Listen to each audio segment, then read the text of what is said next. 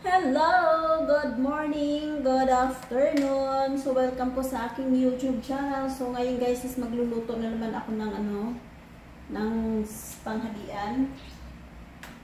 So, syempre, ang lulutuin ko is, as usual, is tinolang manok. Yan na.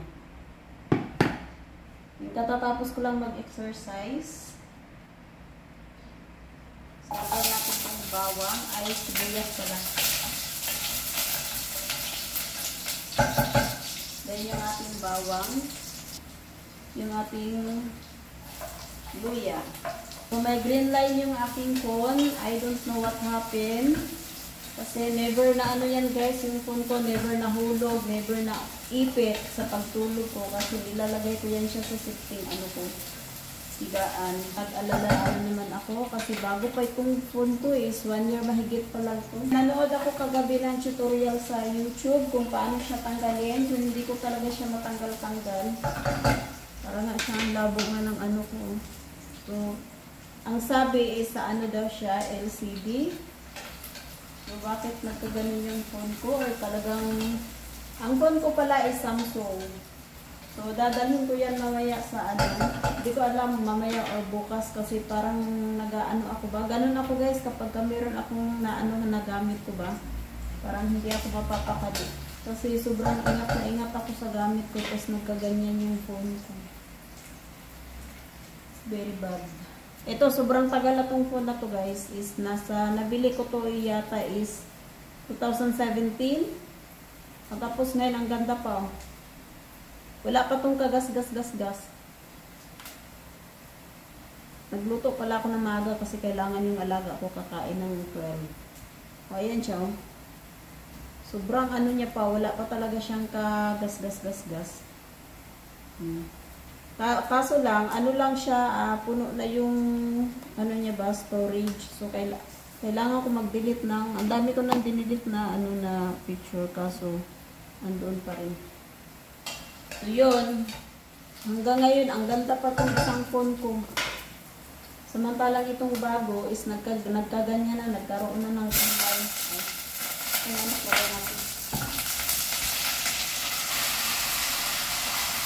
Tapos, yun nga daw, pag napalitan daw ng LCD is gagastos ka daw ng ng napakalaki guys. Nasa 17,000 daw yung magagastos. My God, saan ko na magkukunin yung 17,000 na yan?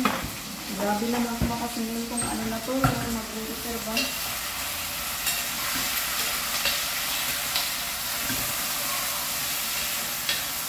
Pero siguro ang LCD, baka hindi talaga basta-basta talaga. Nanghinayang ako sa phone ko kasi alam niyo guys, itong phone na to is, ay Diyos ko. Kahit kunting gas-gas, wala talaga itong phone ko na yung ganyan. Kasi sobrang ingat ako sa mga gamit ko. Sana kung singilin man ako, maliit lang kasi bigat-bigat nun. Magpapa-opera pa ako ng tenga ko, tapos biglang ganun ba? Ay, balik ko pala sa doktor is sa 28 na pala. So sana i-check up na tong tenga ko, no? Tapos sana mabigyan ako agad ng schedule ko for operation ng aking tenga. Kaya ko na itong papaya. Kasi hindi ako nagsaing para hindi ako makakain talaga. So, ganun yung gawin nyo guys. Kung ayaw nyo talagang kumain, huwag kayong magsaing. Kahit gustuhin nyo mang kumain. Yun lang yung paraan. Meron pa ako ditong tirang papaya, Pang sahog ko to bukas sa gulay. Gulay ako bukas ng talong at saka sitaw. Tsaka to. Sarap na. Timpla ko. Sa tinula. Kasi, sarap talaga nito pantimpla sa mga kahit anong Sa basta mga sabaw. Pakuluin muna natin syempre kasi tama-tama alas 12 matapos na ako magluto. Tawagin ko na yung alaga ko. Lambot na yung papaya.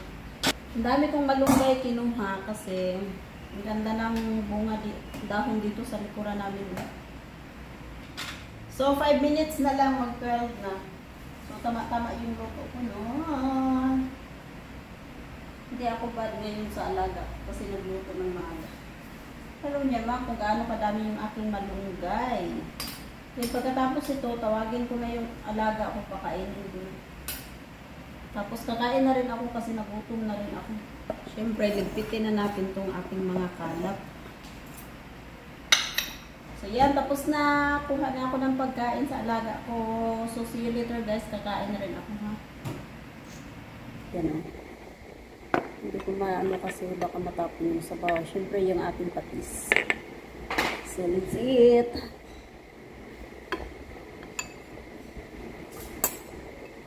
Kumain na rin yung alaga ko doon. Yung kutsara, spoon ko. Yung boss ko lalaki, hindi na siya umuwi kasi naiinitan siya. So, sobrang init guys. Yung boss ko ayaw na umuwi dito pag tanghali. Skap ng ano. Mainit na nga ang panahon. Nagsabaw ka pa ng mainit. Tapos mamayang gabi, nag-iisip na naman ako ng lulutuin ko kung ano yung lulutuin ko mamayang gabi. So, may lumpia pa kami doon, ay Shanghai ba? Giniling. So, natimplahan ko na. So, yun yung paulam ko mamaya. Tapos, sabaw ng alaga ko. Itong tira ngayong tinula.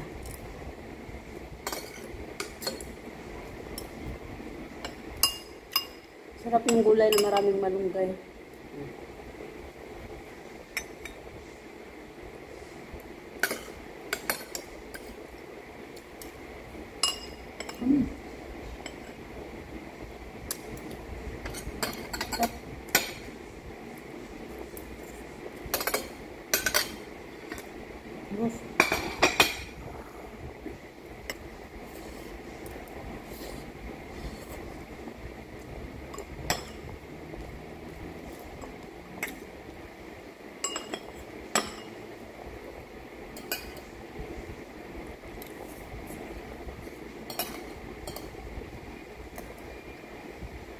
So, pag maging flat na yung tiyan ko, no, kasi ko-continue ko na itong pagkain ko ng red rice.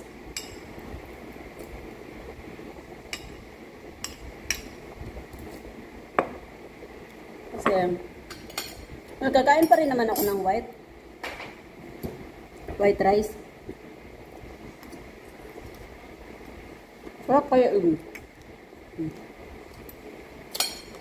Ubos.